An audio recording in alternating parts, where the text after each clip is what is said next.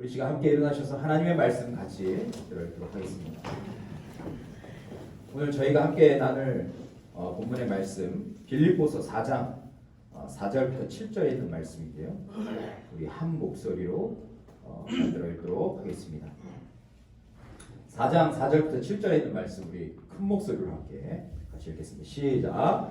주 안에서 항상 기뻐하라. 내가 다시 말하노니 기뻐하라.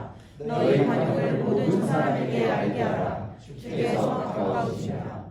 아무것도 염려하지 말고 다만 모든 일에 기도와 간구로 너희 구할 것을 감사함으로 하나님께 아뢰라. 그리하면 모든 지각에 뛰어난 하나님의 평강이 그리스도 예수 안에서 너희 마음과 생각을 지키시리라. 아멘. 하나님 감사합니다. 오늘도 저희가 이곳에 모여서 함께 하나님께 예배하고 또 우리의 마음을 쏟고 우리의 삶으로 주님을 예배할 수 있도록 인도하심을 감사합니다. 한 주 동안 여러 가지 위협과 어려움과 또 걱정들이 있었지만 하나님께서 우리 성도님들을 지켜주시고 보호하시고 이곳까지 선하게 인도해 주신 주님을 찬양합니다. 아멘. 하나님, 우리가 믿는 하나님, 모든 환경을 주관하시고 모든 것에 뜻을 부여하시는 하나님, 그 하나님을 이 시간 우리가 바라보기 원하오니 하나님 우리의 마음이 요동치지 않게 도와주시고 모든 지각에 뛰어난 하나님의 평강이 임하는 귀한 예배의 자리 될 수 있도록 축복하여 주시옵소서. 하나님 이곳에서 드리는 마지막 예배이지만 오늘 이 예배가 하나님 앞에 드려지기에 부족함이 없고 우리 각자가 주님 앞에 예배자로 설 때 부끄럽지 않은 모습으로 온전히 주님 앞에 설 수 있도록 하나님 축복하여 주옵소서.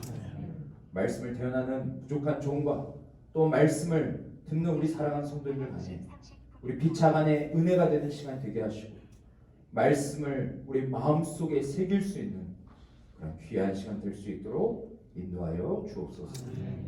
이 시간을 주님께 의뢰하고 예수 그리스도의 이름 받들어 간절히 기도했사옵나이다. 아멘. 아멘. 자리에 착석해 주시기 바랍니다. 예, 이 시간 실시간으로 또 우리 댁에 계신 분들에게는 또 설교가 전달되리라 믿는데요. 가정 안에서도 또 잘 주님 앞에 예배하듯이 자세를 잘 갖추시고 또 복장을 잘 갖추시고 주님 앞에 전심으로 예배드릴 수 있는 성도님들 될 수 있기를 바랍니다. 저는 오늘 좀 말씀 제목이 좀 그렇죠. 네, 성도 클래스라는 제목으로 말씀을 나누고자 합니다. 최근에 저의 눈을 사로잡고 저의 마음을 사로잡은 드라마가 있습니다. 이태원 클래스라는 그 드라마인데요. 사람들이 이 드라마를 선호하는 이유가 있습니다. 사실 이 이태원 클래스라는 이 드라마는 웹툰으로 처음 만들어졌습니다. 근데 이 내용이 너무 재밌고 해서 이것을 이제 드라마로 재구성하게 되었는데 처음부터 많은 사람들의 관심을 끌게 됩니다. 매 시청률이 13%를 넘어서 신기록을 갱신하고 있습니다. 여기서 이 드라마를 보신 분도 계시겠고 또 지금도 아주 시청하고 계신 분도 계실 거라고 생각됩니다. 근데 여러분 이 드라마가 왜 그렇게 인기가 있을까요? 그것은 이 드라마의 그 내용이 사람들의 마음에 감동을 주기 때문에 그렇습니다. 물론 드라마에 나오는 캐릭터들의 매력, 또 대사, 그리고 탄탄한 구성력 그런 것이 돋보이는 것은 사실입니다. 하지만 이 드라마의 강점 중에 하나는 지금 시대에 사람들이 놓치고 있는 그 소중한 것들을 잘 다루고 있습니다. 예를 들어서 높은 자리와 권력을 얻기 위해서 사람들을 짓밟고 또 상처 주고 속이는 것이 당연한 것처럼 여겨지는 시대이지만 이 드라마에서는 그것보다 한 사람의 관계가 얼마나 소중한지 얼마나 그것이 중요한지에 대해서 이야기를 하고 있습니다. 이것을 바로 극중 박세로이라는 그 남자 주인공 그 인물과 그를 따르는 저 친구들이 그러한 부분들을 이야기하고 있죠. 그러면서 저는 거기서 한 대사가 생각납니다. 어떤 대사냐면 지금 한 번, 지금만 한 번, 마지막으로 한 번, 또 한 번, 그 한 번들로 세상은 변해가는 거야 라고 그렇게 얘기했습니다.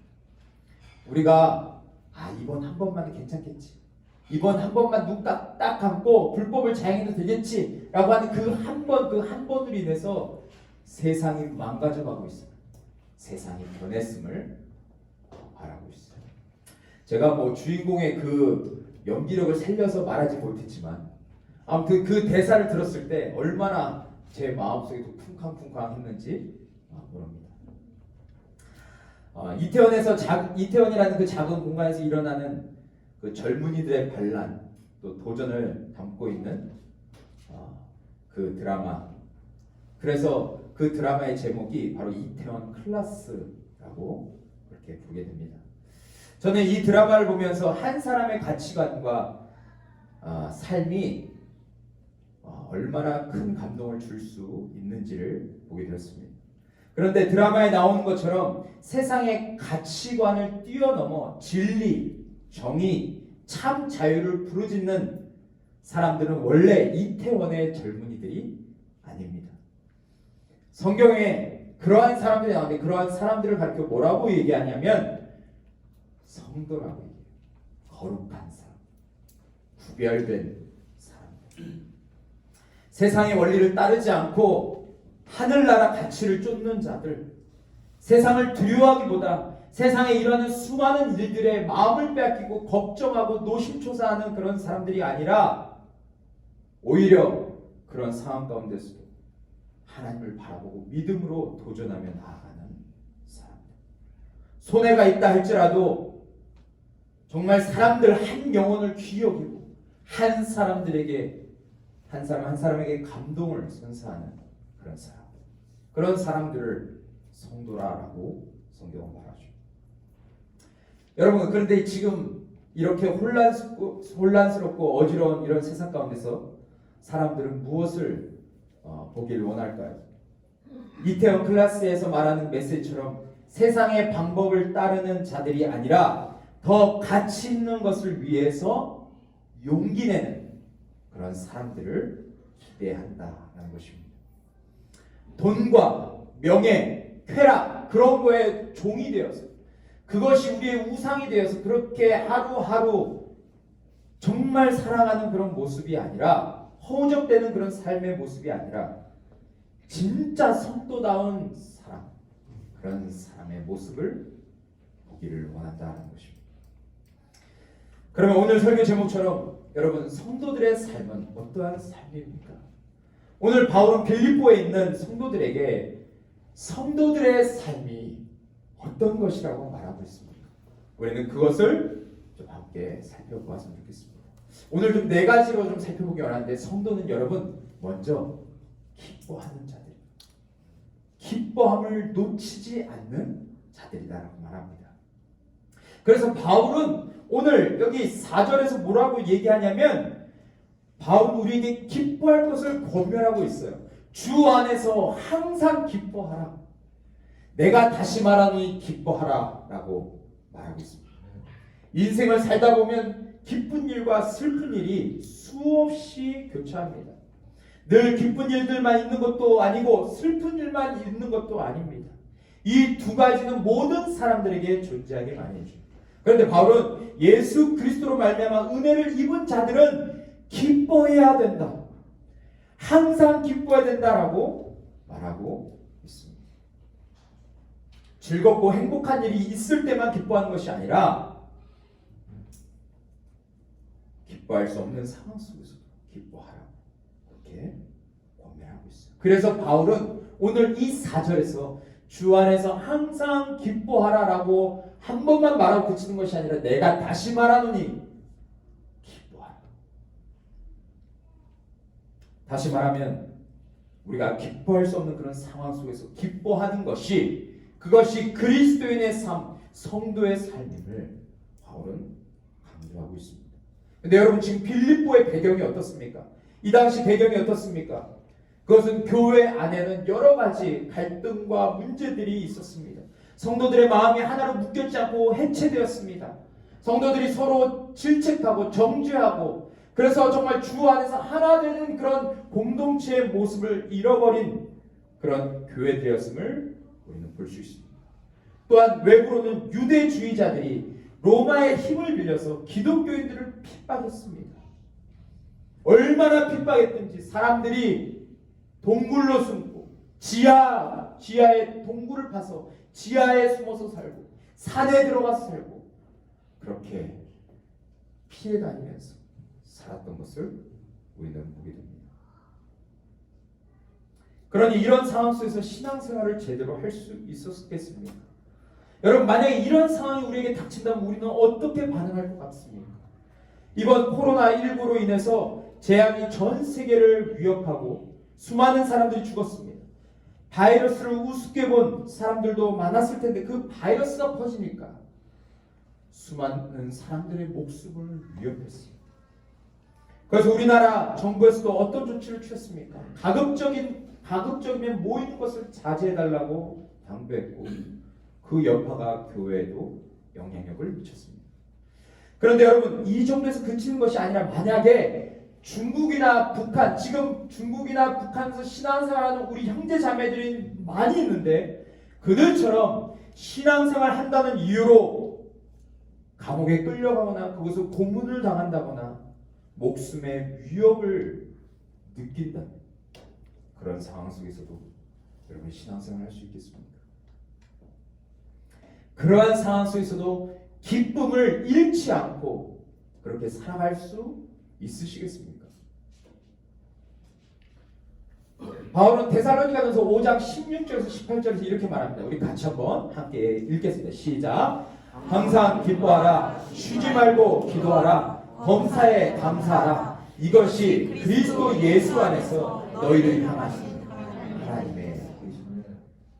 여러분 항상 기뻐하는 것 그것은 그냥 바울이 한 얘기가 아닙니다. 이것은 하나님의 뜻입니다. 그리스도 예수 안에 머무는 우리를 향한 그 아버지 하나님의 그 간절한 뜻이 무엇이냐면 예수 그리스도로 인해서 항상 기뻐하라 라는 것이죠. 많은 사람들은 고난과 고통과 재앙이 몰려오면 기뻐할 수 없다라고 생각합니다. 하지만 기독교 역사를 보면 우리 믿음의 선배들은 기쁨을 잃어버리지 않았습니다. 고난과 위기 가운데서도 그 안에서도 기쁨을 잃어버리지 않았어요. 물론 박해와 위협이 두려울 수 있었지만 그 마음에 꽉 찬 주 예수 그리스도를 향한 그 기쁨, 그 놀라운 감격, 그 놀라운 축복으로 인한 마음은 어느 누구도 흔들 수 없었음을 수많은 문헌들이 말하고 있습니다. 나를 의롭다 하시고 나를 구원하신 주님, 내 현재의 삶뿐만 아니라 나의 미래의 삶까지도 내 앞에 닥친 수많은 어려움도 그분으로 인해서 헤쳐나갈 수 있음을, 그분이 또한 나와 함께 하심을 믿기에 그 진리로 인해서 날마다 감격스러움과 그 기쁨을 누리며 살아가는 믿음의 선배들을 우리는 보게 됩니다. 그 주 안에 있을 때 그 기쁨이 내 안에 밀려오는데 어찌 우리 안에 그 기쁨이 식을 수 있겠습니까? 그래서 여러분 바울은 그것을 경험했기 때문에 또 그 감격과 기쁨으로 날마다 살 수 있었기 때문에 우리에게 권면합니다. 주 안에서 항상 기뻐하라 라고 말했던 것이죠. 이번에 교회를 공사하는데 종합교회 한 집사님과 같이 공사를 했습니다. 그분과 일주일 동안 아침 8시부터 저녁 5시까지 계속 같이 일하고 같이 식사하고 같이 또 야참을 먹고 간식을 먹으면서 그렇게 교제할 수 있는 시간이 있었습니다. 어제는 또 우리 성도님들이 오셔서 저렇게 예배당 팬티치를 쫙 하고 또 형광등을 LED로 여러분 위에 있는 형광등과 차원이 다릅니다. 지금 있는 형광등이 약간 침침해 보이지만 예배당 가시면 아주 그냥 눈앞에 모든 것이 환히 보일 겁니다. 먼지까지. LED 등으로 저렇게 싹 바꿨습니다. 그런데 저 공사 현장에서 우리 집사님과 같이 교제하고 또 식사하고 또 수요일인가 목요일에는 저희 교회 와서 저 뒤에 지금 굉장히 흉측하지만 저 뒤에 있는 모든 문짝들을 다 뛰어가는데 집사님께서 갑자기 의자에 털썩 앉으시더라고요. 네, 그래서 왜 그러시냐 했더니 당이 떨어지셔가지고 좀 이렇게 단 거 없냐 그래서 제가 저기 있는 쌍화탕하고 그런 거를 이제 드렸더니 그것을 막 들이키셨어요. 그러면서 이 당뇨 때문에 너무 힘들다고 식사를 제때 하지 못하면 또 갑자기 큰 힘을 쓰게 되면 다리가 풀리고 손이 떨려가지고 아무것도 할 수 없는 그런 상태를 말씀해 주셨습니다.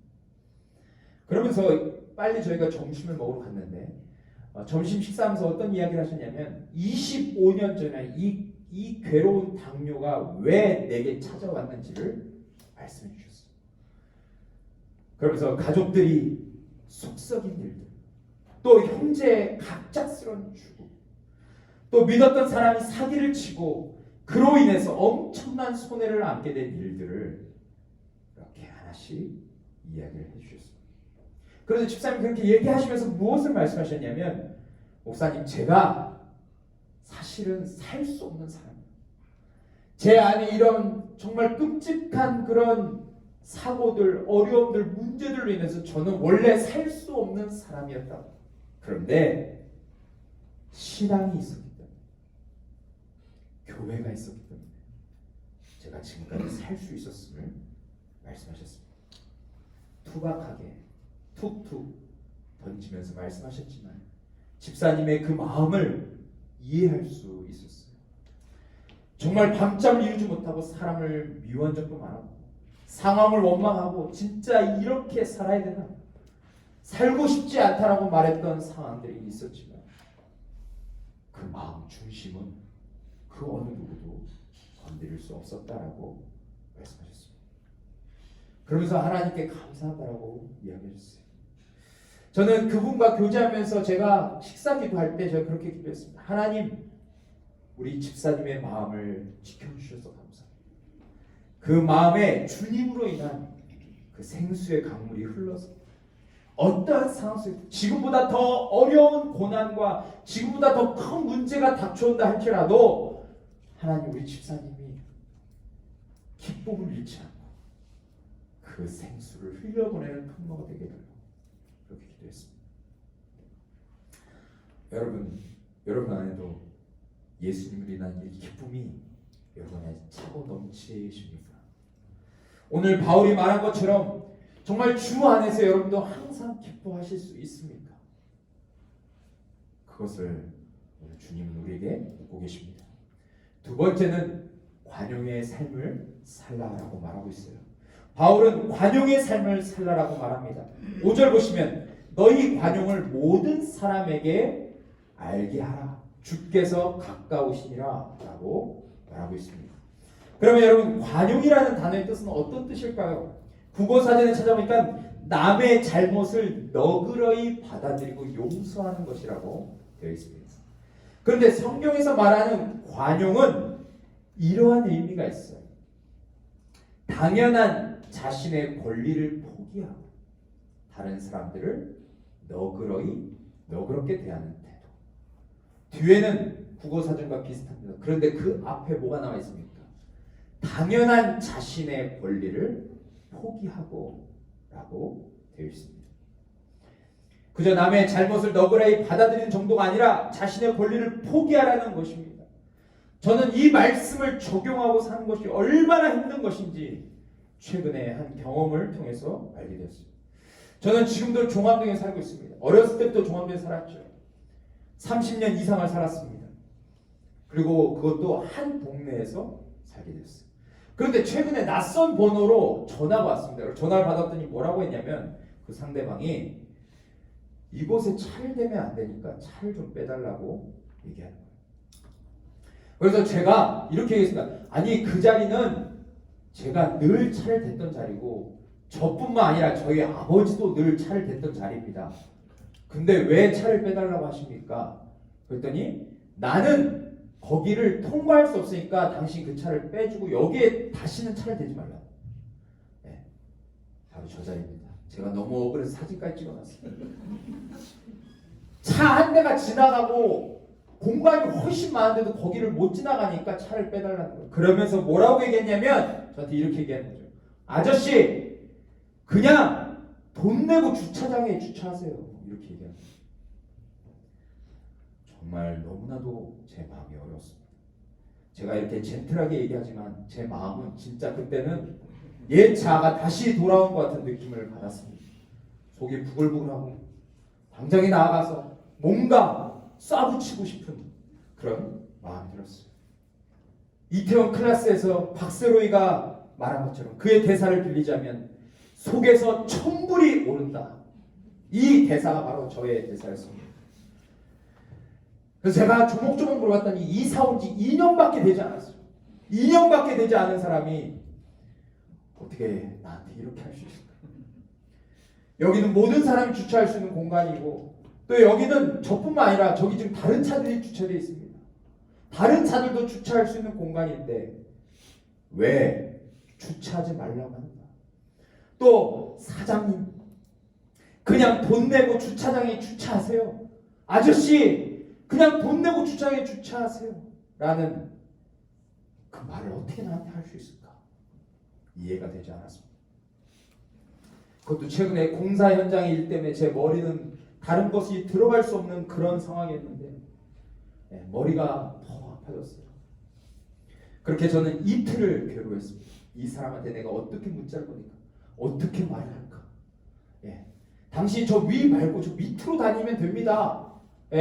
당신이 운전이 서투른 거니까 좀 넓은데 저 밑으로 다니세요. 그 위로 어려운데 다니지 마시고 뭐 이렇게 수많은 이야기들 나를 합리화할 수 있고 그 사람을 설득할 수 있는 그런 수많은 이야기들을 자꾸 제 머릿속에서 풍차 돌리듯이 돌리는 제 모습을 보게 되었습니다.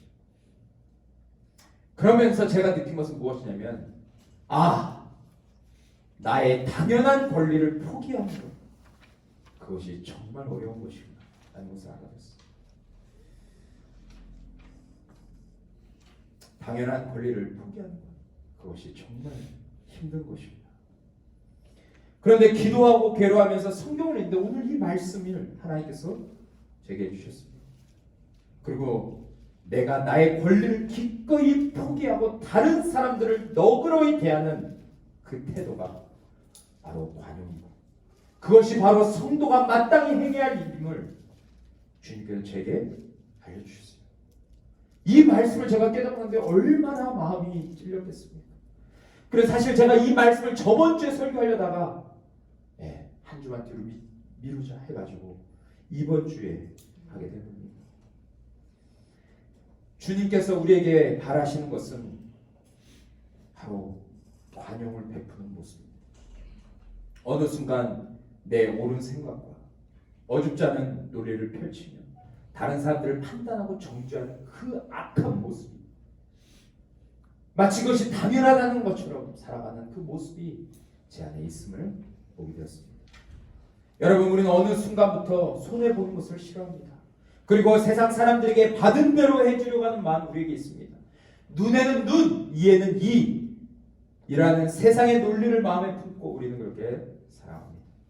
그래서 어떤 문제가 발생합니까? 그리스도의 모습은 완전히 사라지고 세상 사람들보다 더 이기적이고 더 자기 중심적이고 주일날 교회는 가고 왼손에 성경책을 끼고 가지만 그의 삶은 전혀 성경에서 말하는 성도의 모습이 사라져 있는 잃어버린 그런 모습으로 우리가 살 때가 얼마나 많이 있습니까? 이런 일이 닥칠 때만 그렇습니까? 우리 가정에서 우리가 얼마나 그런 모습으로 살아가고 있습니까?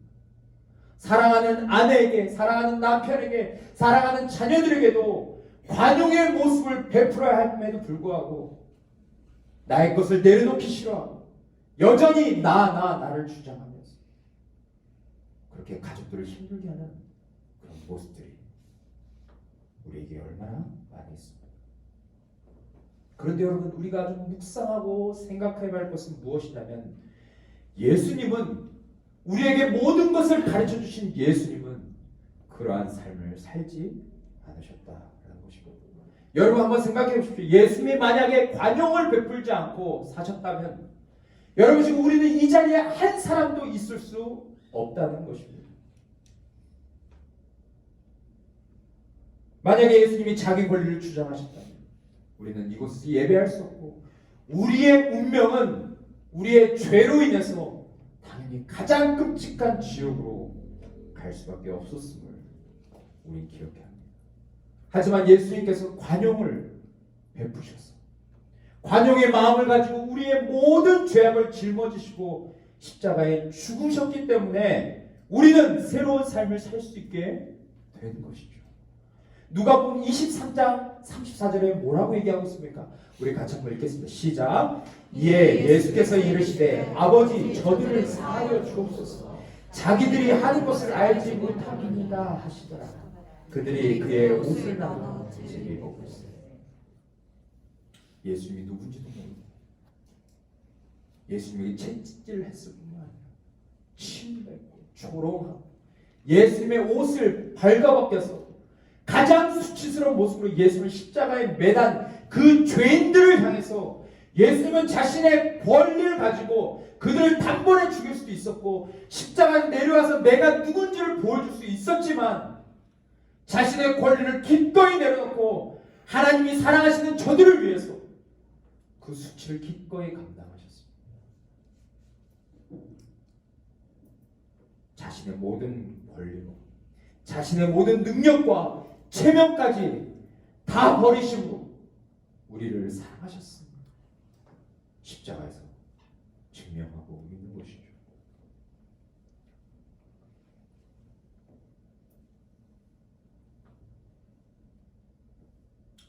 여러분 우리는 지금 어떤 모습으로 살고 있습니까? 우리는 정말 작은 예수로 부름받고 이곳에 서 있지만 이곳에 앉아 있지만 그렇게 사랑하는 성도로 부름받았지만 우리의 삶은 어떻습니까? 나의 권리를 내세우고 있습니까? 아니면 주님처럼 나는 죽고 나로 말미암아 다른 영혼들이 살아나는 그 놀라운 일을 우리가 감당하고 있습니다. 저는 이 관용을 베푸는 이 삶이야말로 세상 사람들이 따라할 수 없는 그런 성도의 클래스다라고 말하고 싶습니다. 세 번째는 감사함으로 기도하라고 오늘 바울은 이야기하고 있습니다. 성도가 세상 사람들과 다른 점은 무엇입니까? 그것은 성도는 염려하기보다 기도한다는 것입니다. 오늘 6절에서 이것을 말하고 있습니다. 우리 같이 한번 읽겠습니다. 시작. 아무것도 염려하지 말고 다만 모든 일에 기도와 간구로 너희 구할 것을 감사함으로 하나님께 아뢰라 라고 말하고 있습니다. 여기서 주목해야 할 단어는 바로 아뢰다라는 단어입니다. 이 아뢰다라는 단어는 이런 뜻입니다. 진실하게 생각하다라는 뜻을 가지고 있어요. 이 단어는 여러분 2장 빌립보서 2장 20절에도 사용하고 있는데 이렇게 되어 있습니다. 이는 뜻을 같이하여 너희 사정을 진실히 생각할 자가 이밖에 내게 없음이라 라고 말하고 있습니다. 바울은 그가 보낸 디모데가 빌립보 너희 성도들의 삶을 누구보다 잘한다 라고 말할 때 이 단어를 사용했음을 알 수 있는 것이죠.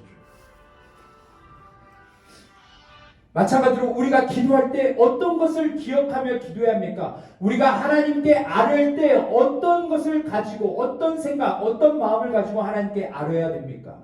그것은 우리가 구하는 그 모든 것보다 하나님은 우리의 모든 전부를 아시는 분이심을 우리는 기억할 때 우리는 하나님 앞에서 온전한 모습으로 설 수 있습니다.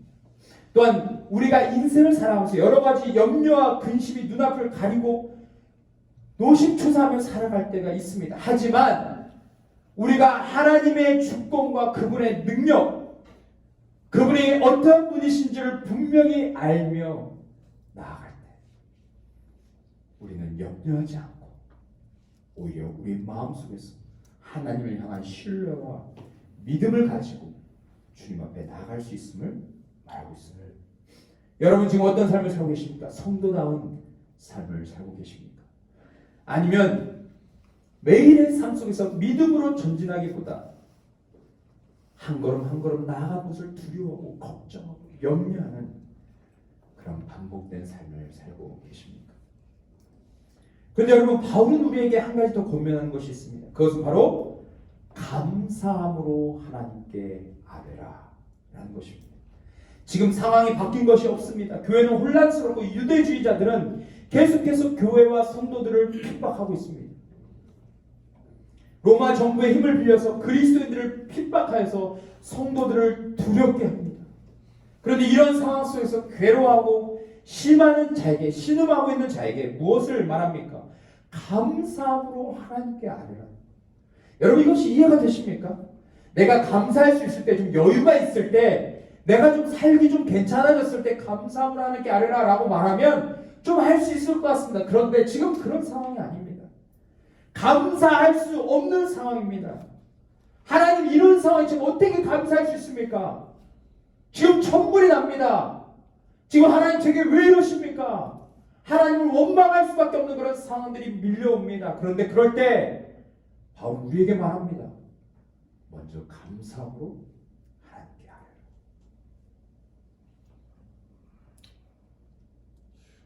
왜 그렇습니까? 하나님께서 감사할 수 있는 이유를 우리에게 주셨기 때문에 그렇습니다. 우리는 살아가면서 감사할 게 없다라고 말합니다. 내가 살아가는 게 너무 고통스럽고 괴롭다라고만 이야기합니다. 그런데 여러분, 정말 그렇습니까? 우리가 매일의 삶을 잘 들여다보면, 하루를 지나고 하루를 잘 돌이켜보면 우리의 삶의 그 매 순간순간마다 감사할 것이 얼마나 많은지 우리는 깨달을 수 있습니다. 저는 한 주 동안 공사를 하면서 그 공사 현장 가운데 감사한 것이 얼마나 많은지 모릅니다. 하나님께서 좋은 인물을 만나게 하시고 또 좋은 사람들을 만나게 주셔서 정말 큰 어려움 없이, 또 서로 어떤 갈등과 문제, 그런 연속선상에서 공사를 진행하는 것이 아니라 교회가 말하는 것을 충분히 이해해 주시고 다 해주시려고 하는 그런 분들을 만나서 얼마나 감사했는지 모릅니다.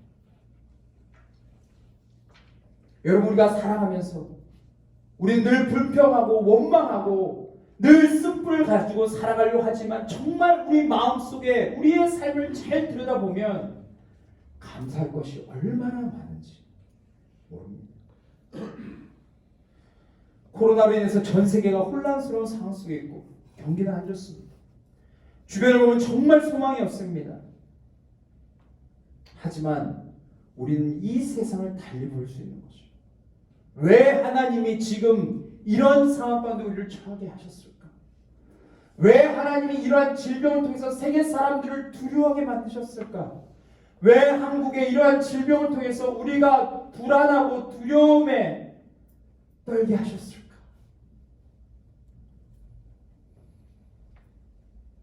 여러 가지 이유가 있겠지만 저는 하나님께서 이번 일을 통해서 하나님의 하나님 되셨음을, 하나님이 하나님 되심을 드러냈다고 저는 믿습니다. 신천지가 한국 땅을 더럽히고 하나님의 이름을 욕되게 하고 수많은 사람들을 미혹하니까 하나님께서 이 방법을 사용하셔서 신천지라는 이단을 들춰내시고 그들이 따랐던 그 우상이 얼마나 연약한 인간인지를 보게 해주신 것이 아니겠습니까? 또 하나님이 이 일을 통해서 우리로 하여금 하나님만이 참 우리의 소망 되시고 우리의 삶의 이유 되심을 보게 해주셨으리라 저는 믿습니다. 그래서 우리가 이런 어려움 가운데 더 우리의 가슴을 치며 하나님 앞에 회개하고 기도하고 이 나라와 이 민족과 우리가 하나님 앞에 올바로 서지 못했던 것, 우리가 하나님을 하나님으로 여기지 못했던 것을 이 시간을 통해서, 이 기회를 통해서 회개하고 돌이키고 더 순전한 성도의 모습을 갖추라고 주님이 이러한 기회를 우리에게 주신 것이 아닌가 라는 생각이 들었습니다. 제가 예전에 한번 그런 말씀을 드렸지만 미국 릭 워렌 목사님이 담임하시는 그 세들백 교회, 거기 전도지를 제가 예전에 한번 본 적이 있는데 그 전도지에는 이런 그림이 있습니다. 한 사람이 저 거대한 파도를 타고 즐기는 그 모습을 그 전도지에 딱 실었어요. 그러면서 거기에 뭐라고 써있냐면 당신은 인생을 어떻게 즐기고 계십니까? 근데 여러분 이것이 바로 세상 사람들이 봐야 하는 그리스도인의 삶입니다. 이것이 성도의 삶이에요. 어려움이 밀려올 때, 파도가 몰아칠 때, 저 거대한 파도가 밀려올 때 그것을 막고 계속 괴로워하고 힘들어하고 낙망하고 넘어지는 삶이 아니라 하나님이 부르신 성도의 삶은 저러한 위기와 어려움이 밀려올 때 그것을 타고 그것을 오히려 즐길 수 있는 자들, 그 어려움이 우리에게 때로 위험이 되긴 하지만 그 모든 것을 주관하시는 하나님을 신뢰해서 저 보드를 타고 저 파도를 즐기는 사람처럼 하나님을 신뢰하고 우리에게 주신 일들을 기쁘게 감당하는 그 삶이 하루의 성도의 삶이 아니겠습니까?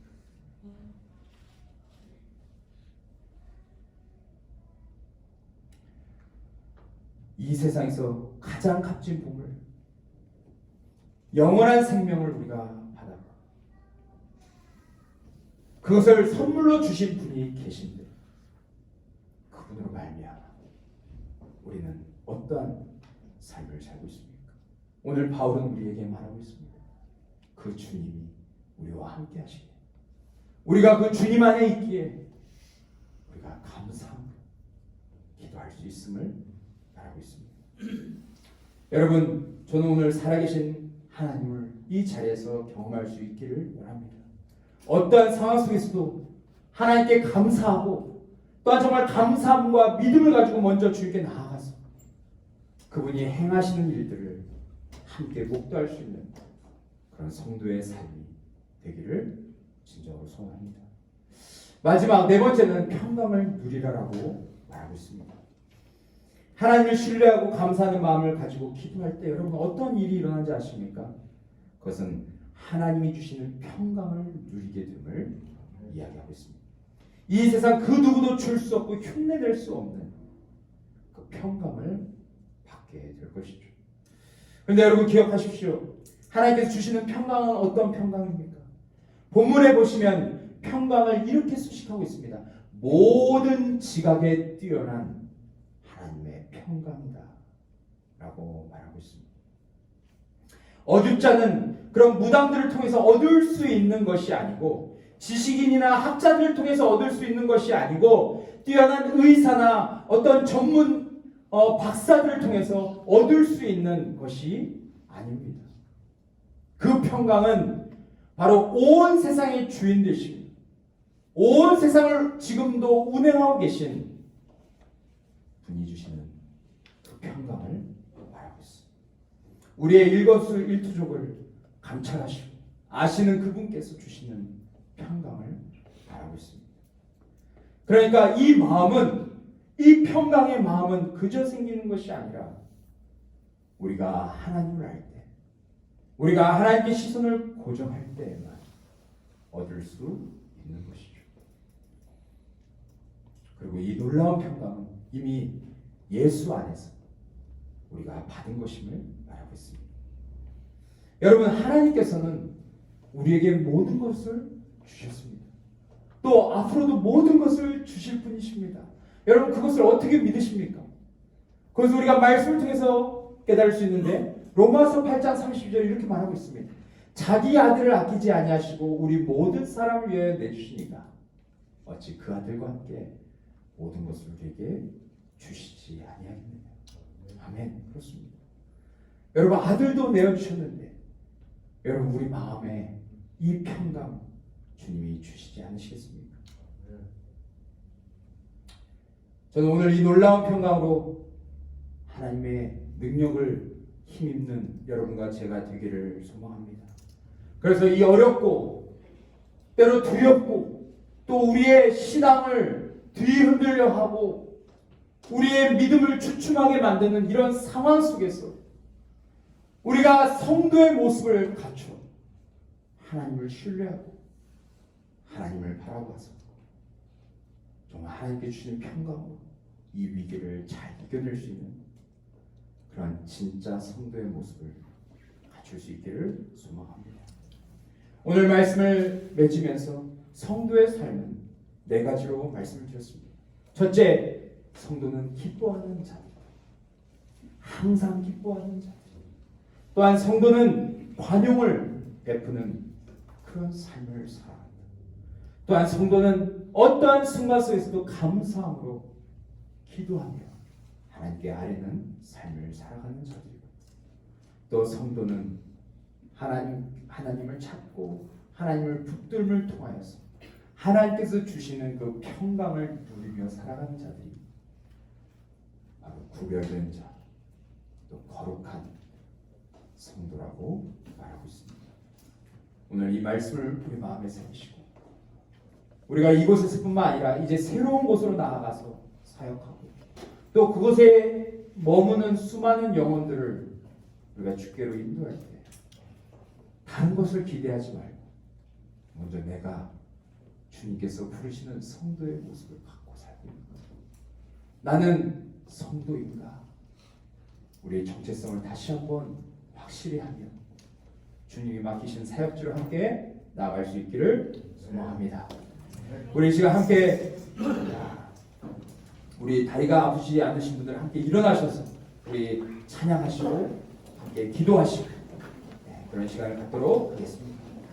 예수로 나의 구주 삼고 우리 함께 찬양하겠습니다.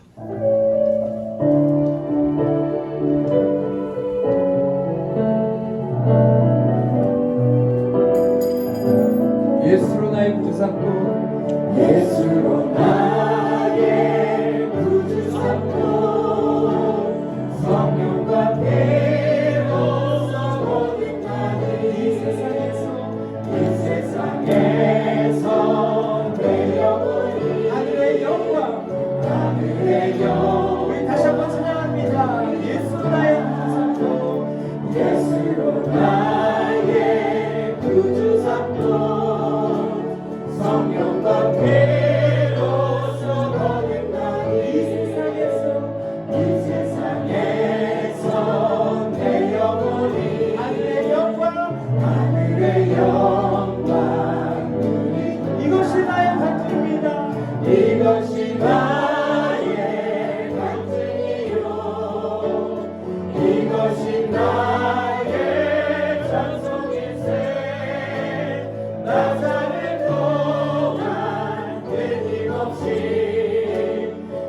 우리 3절같이 찬양합니다.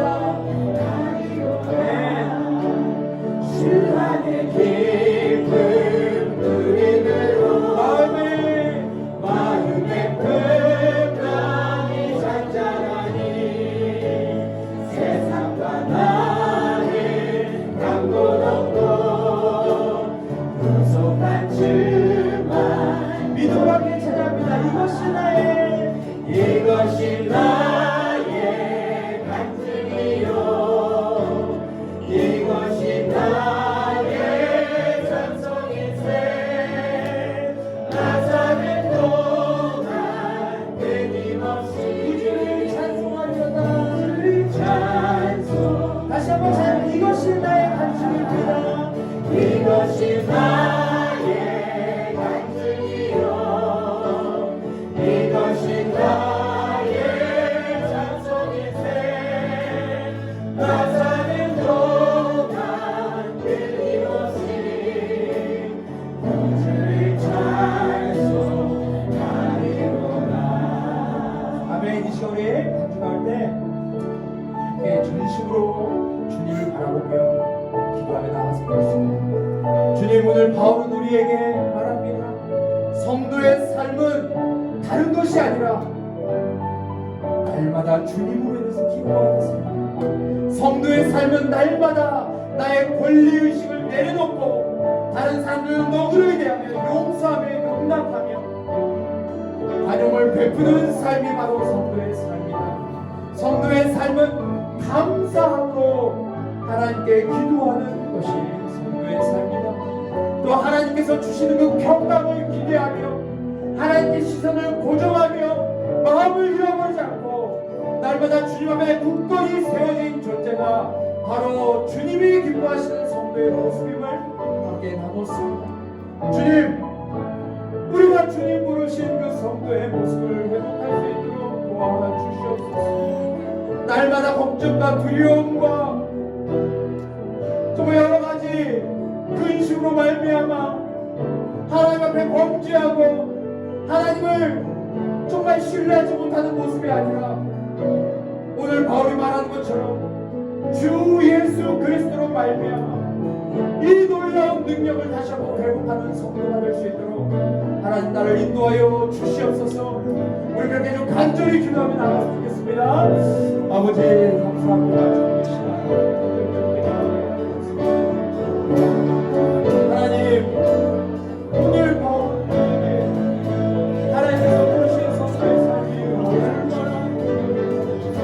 얼마나 위대한 삶인지를